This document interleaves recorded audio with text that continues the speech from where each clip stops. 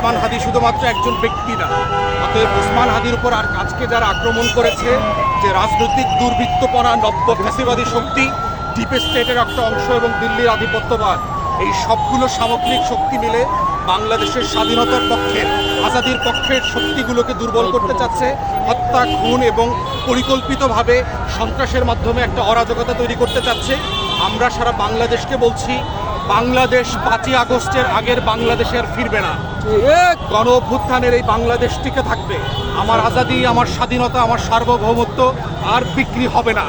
বাংলাদেশে কোনো নব্য ফ্যাসিবাদের উত্থান যদি চেষ্টা করা হয়, ছাত্র জনতারা আবার মাঠে নেমে আসবে।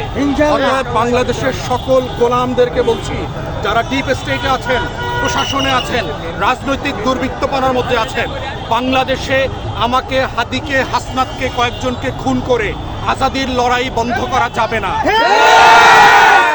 আমাদের বক্তব্য খুব পরিষ্কার। অন্তর্বর্তীকালীন সরকার, প্রশাসন এবং আইনশৃঙ্খলা বাহিনীকে বলছি, যৌথ বাহিনীকে বলছি, আপনারা দয়া করে আপনাদের উপরে যে অর্পিত দায়িত্ব আছে, লাল সবুজের পতাকাকে সেফগার্ড করা, এটা আমানতদারিতার সাথে পালন করবেন।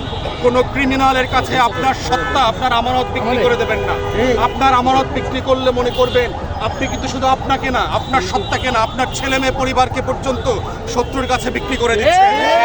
তাই আজকে দেশবাসীকে আমরা আহ্বান করছি, দোয়া করছি ওসমান হাদির জন্য, যে আজ থেকে আপনারা সবাই, দেশের 20 কোটি মানুষ, একজন করে করে ওসমান হাদি হয়ে যান। টং দোকানওয়ালারা ওসমান হাদি হয়ে যান, যারা চা বিক্রেতা আছেন তারা ওসমান হাদি হয়ে যান, যারা মুদির দোকানে কাজ করেন তারা এক একজন ওসমান হাদি হয়ে যান, যারা পাড়ায় মহল্লায় বসে পত্রিকা পড়েন, সোফায় বসে থাকেন, আপনারা এক একজন ওসমান হাদি হয়ে যান। বাংলাদেশের পাড়ায় পাড়ায়, মহল্লায় মহল্লায় প্রত্যেকে যখন এক একজন ওসমান হাদি হয়ে যাবে, দিল্লির আধিপত্যবাদ, নয়া রাজনৈতিক দুর্বৃত্তপনার যে ক্রিমিনাল গ্যাং, কোনো ফ্যাসিবাদী শক্তি, ডিপ স্টেট, প্রশাসনের সাথে লুকিয়ে থাকা দিল্লির গোলাম, কেউ আমাদের আজাদির চোখের উপরে চোখ রাখতে পারবে না। এটাই হচ্ছে আমাদের আহ্বান এবং দোয়া। আমরা দেশবাসীকে বলছি, সবাই যার যার জায়গা থেকে মসজিদে, মাদ্রাসাগুলোতে, জায়গায়, মহল্লাতে, ঘরের মধ্যে যারা মা বোনরা আছেন, ওসমান হাদির জন্য দোয়া করবেন, বাংলাদেশের আজাদির জন্য দোয়া করবেন। আমাদের লড়াই চলছে এবং চলবে। আমরা রাজপথে আছি, ছিলাম এবং থাকবো। দিল্লির ফেসিবাদ ফিরবে না, সুযোগ নাই। সবাইকে অনেক ধন্যবাদ।